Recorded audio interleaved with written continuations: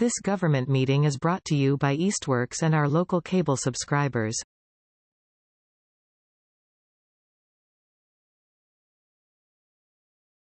We're recording. I'd like to call the July meeting of the Easthampton Historical Commission to order. First order of business is public speak. Nobody? Okay, we are going to table the approval of the May and the June minutes. There's lack of attendees. So item number 4 is 65 Luffield Street. We're looking for a determination of significance. You did not make the tour of the property, you did. It's very overgrown, number one. The house is pretty cluttered, but it's probably not it's really not the issue. More so, I mean, is it a unique structure? Is it associated with anything else? Is it contributing to a neighborhood? And it's like, no. I tried doing some history as far as looking at census forms to see who might have lived there at one point, and I could only go back into the 30s, I think, 1930 census. And it didn't seem like there was any kind of residents or anything. Yeah, I mean, it said did you see the original piece? You were here for that. Oh, no. No, you didn't No, see I these, didn't see okay. that. There's a bunch of stuff. There's actually where you can actually see the house. Oh, Can't see it now, that's for sure. This is a concept of what they were considering. And is it empty now? Yeah, Since February. she was there in February, huh? Yeah, I wondered because I could tell somebody's there and it's. I remember, we have a pump station across the street. Right. Ways, and I remember, pulling out of there a lot, and, seeing she getting out of her car and whatnot. And then all of a sudden you didn't see anybody, and then you didn't see the house. It doesn't take long for, things to get that overgrown. Especially with the weather being like this. Yes. Yeah. I went there today because of the flooding to see the manhand. Yeah, it's interesting. So there's nobody pitching for it to be preserved. No, I didn't hear anybody. I mean, it's kind of put upon us. I mean, as far as structure, it's kind of like typical farmhouse. It may have been a salt box at one time. We didn't really go upstairs to look in the attic, but any of those features are been kind of erased anyways. And it's not, like I said, it's not part of a contributing neighborhood or anything like that. It's not. So, I mean, as far as I'm concerned, I'd say it's probably not a significant structure. And what do you think? Yeah. You were there. Yeah, it seems more like it's a good piece of property that somebody ought to make use of than a good house that somebody else ought to make use of. Yeah, like I said, if there was a little cluster of houses there that were all kind of similar and part of, historically preserved and kept up, and this one was kind of an outlier, well, then you might, be leaning closer to saying maybe you should do something with it. And that house behind it is pretty modern, isn't it? I think one of them's like a Cape Cod and maybe a modified Cape. Yeah, they're not from the same And era. no, well, this is supposed to be 1890. Is it that new? 1890. Yeah, that's my house set. Well, mine turned out to be 1873. Yeah. But like I said, but mostly any kind of older features are just been built over and whatnot. So we only went in for a short time. It's pretty bad. Well, I'm not pitching for it either. I've been wondering for a while and kind of looking at it, thinking, I wonder what the story is. But Yeah. Well, I pulled in once I had some business at the outhouse or something. I'm thinking, yeah, well, somebody's still there, so. yeah. Well, we have a motion to Move we approve the determinate, make yeah, a the determination. determination. I move we determine that the houses on 65 Brookfield is not historically significant. Second? Second. Okay, all in favor? Aye. Aye. Okay. You won't have to come see us again. I appreciate you guys coming. Oh, no problem. Thanks for, the help and the patience. Yeah, Sure. and doing it the right way as opposed to how some have done it. Yeah. Yes.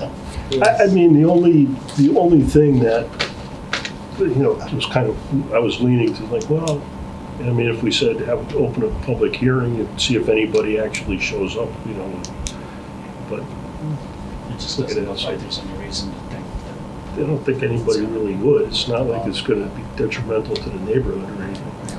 And I give credit to Jeff Bagg for guiding me. Yeah. These are the steps you should do. That's what it should take. It's just, if we lay out a process and people do that, then that's what everybody is happy with. Well, thank you. Yeah. You're welcome. I'm free to go. Yeah. Yes, you are free to go. Unless you would like to stay. I mean, it should be a good time the rest of the way. Take care. Okay. Good night. Correspondence. I actually got an email today from Shannon at Pine Valley Planning. Got a copy of the canal report with Section D redacted still because it's archaeologically significant and so it's not for public eyes.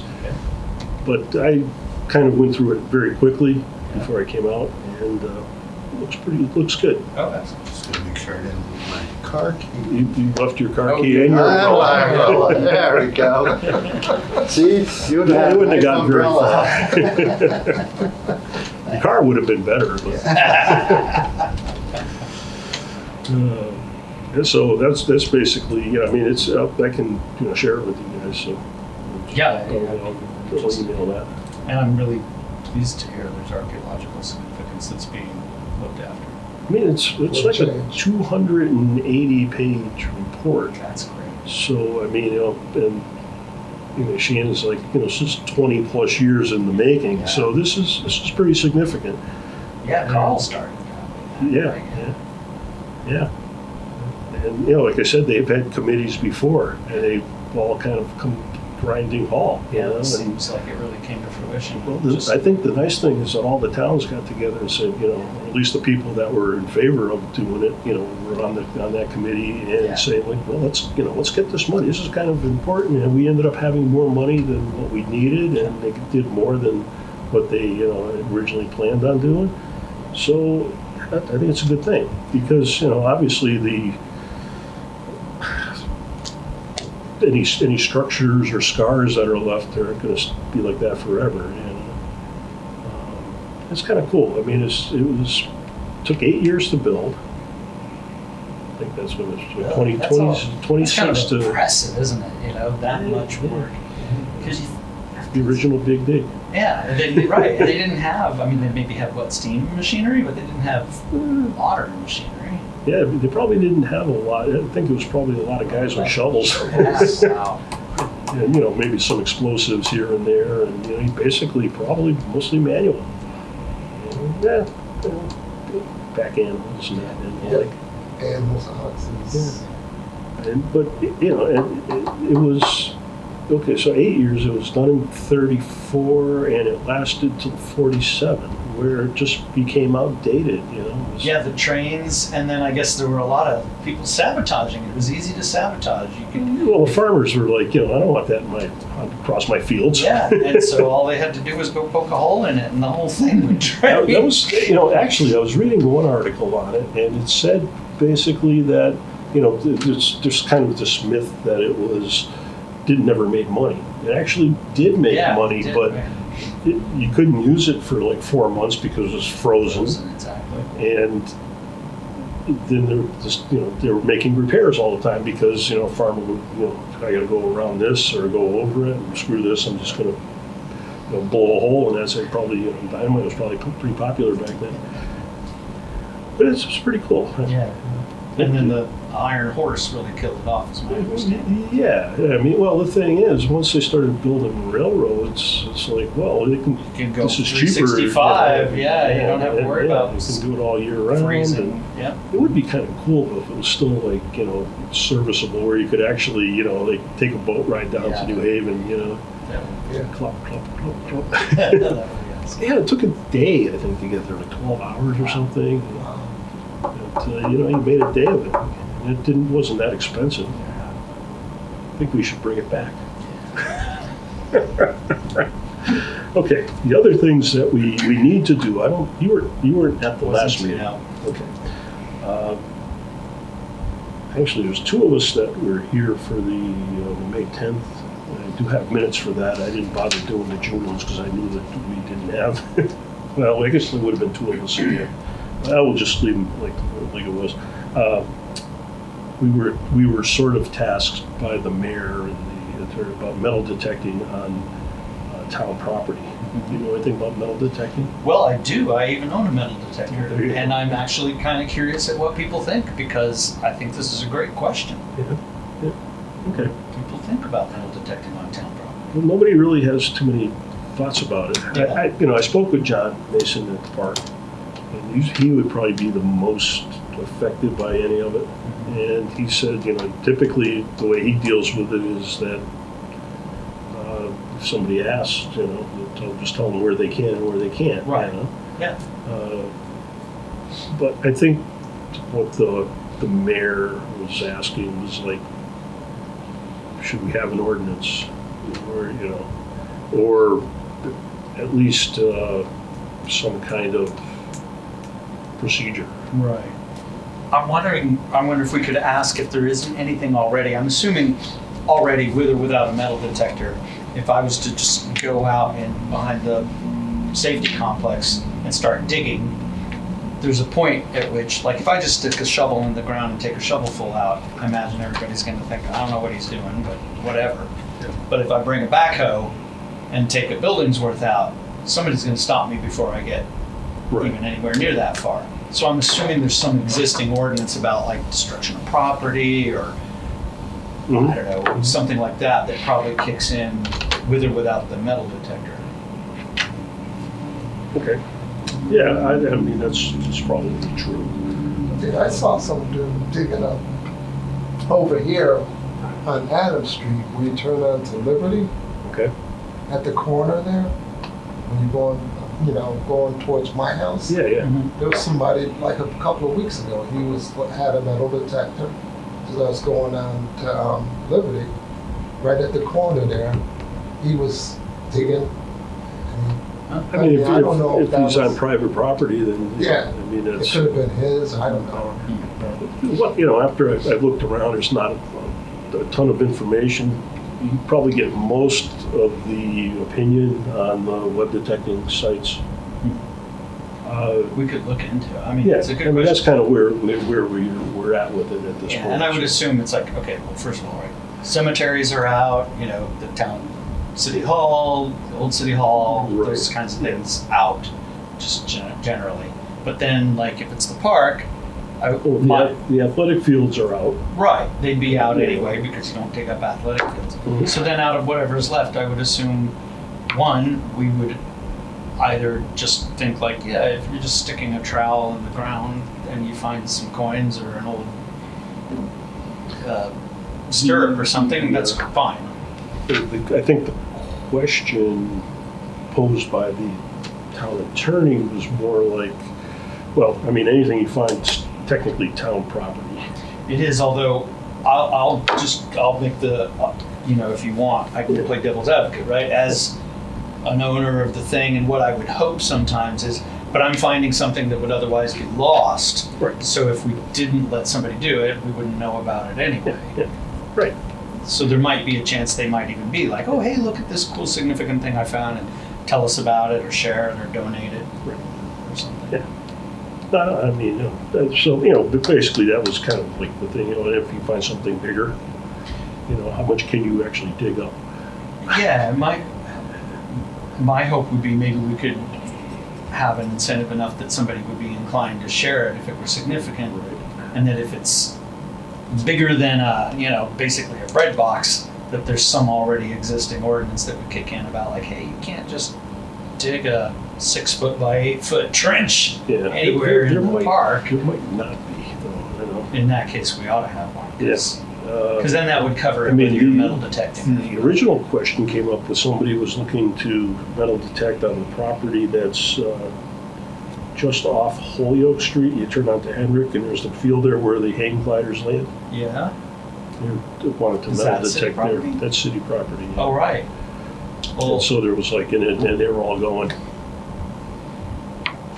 I don't know. I guess my 2 cents would just be like, I think it's about the significant amount of dirt, it's not really, I don't. Well, I mean, you can't create a hazard. Right. If somebody was Yeah, walking tripping through there and hazard, tripping, right, yeah. Same thing with when people hate And you that gotta field. restore it back to how you found it. Yeah. Yeah, right. Especially if it's on town property, I would think maybe that, if we're creating an ordinance, maybe that's what it is. In my brief internet search, I did find one city that had an application form. Oh. And so we're thinking maybe going along those lines. This is the Sure. rule, Right. application. So we application. know you're out there. Right, that's a good You know, idea. and anything that, basically anything you find can remain town property if, you should probably tell people what you found. And if it's like, I found, 5 quarters, a nickel, and, this old coin, it's fine, But if it's something like, hey, I found a plaque off of something from 1863 that has to do with so-and-so who lived in town, that'd be something that, okay, maybe you're not keeping that. It would, although my honest impression is, I don't know that you can enforce. I think the best thing you can do is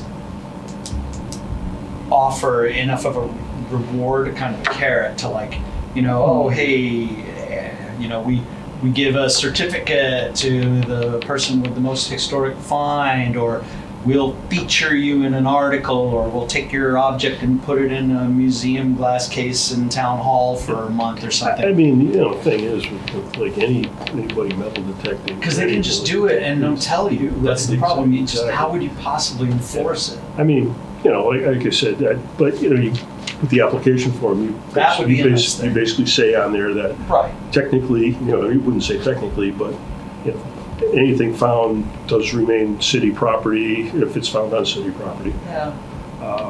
Thanks for digging it up for us. But it doesn't mean that we're not going to let them keep it either. I wouldn't want to. I would think it would disincentivize anybody to share if they did find something. I know most of the people that I know that metal detect don't really care if they keep most of it anyways. Well, so far I haven't found anything that was more than novel. You know what I Yeah, mean? Nothing right. has been valuable. I found parts of a revolver buried in the yard, which is a pretty curious thing. I'm like, yeah, okay. That's an interesting. Who buries a revolver? Well, see, now That's- there's a case of if you were out in the park and you found like an old gun or something like that. Well, number one, doesn't really have any kind of resale value. No, Maybe it's not involved in other valuable monetarily, Yeah. exactly. It's So just- that's where it's like, well, we kind of want to see that stuff. Yeah, well, that's what I'm saying. I think then I would recommend that that's done by incentive rather than punitive, rather Yeah. than saying yeah. like, Well, like I said, you can't say that. right. I mean, Because you could. But if you have somebody signing an agreement saying that, anything you find, and then you find out secondhand that, this guy's been trying to pawn this, somewhere or whatever, then you go like, hey. Yeah, there's a lot of bottle caps Sit and Yeah. Oh, yeah, absolutely. tin cans that really mean that I think a person who finds anything usually is generally motivated by those little finds that keep you going, and if it weren't for those things, Yeah. you probably wouldn't keep going long enough to find anything of significance. Okay. Anyways, we'll keep those thoughts when we actually, have some kind of outline that we can. But that'd be what I'd be curious about. Is there anything existing that would prevent me from just going and digging an 8 foot by 8 foot hole? And if not, then yeah, it seems like maybe we better cover that. Offer of a job at the cemetery department. And That's a it's deterrent, worth eh? saying, if there isn't anything on the books, it should be understood that. I think that's. You can't go spelunking in the cemetery. That's not allowed. I think that's where that came from, because I don't Yeah. think there was anything out there that, Yeah. besides like digging in a public way and all that, where you need a trench permit. Okay. So we'll revisit this when everybody's here. Sign program is still on the agenda. We've been kicking this around for a year. Yeah. At least goes by quick. And town clock, I haven't heard anything yet. School reuse, same people that redid 15 Cottage. So that's probably good news. And they're going to keep the auditorium and the gym. Yeah, that's good. That is really good news. I kind of like that, Nothing that really came up that was not reasonably anticipated. And New Haven Canal, we already talked about that. So that's pretty much it. All right. Short and sweet. I move we adjourn. Second. All in favor? Yeah. What time we got here? This government meeting is brought to you by Eastworks and our local cable subscribers.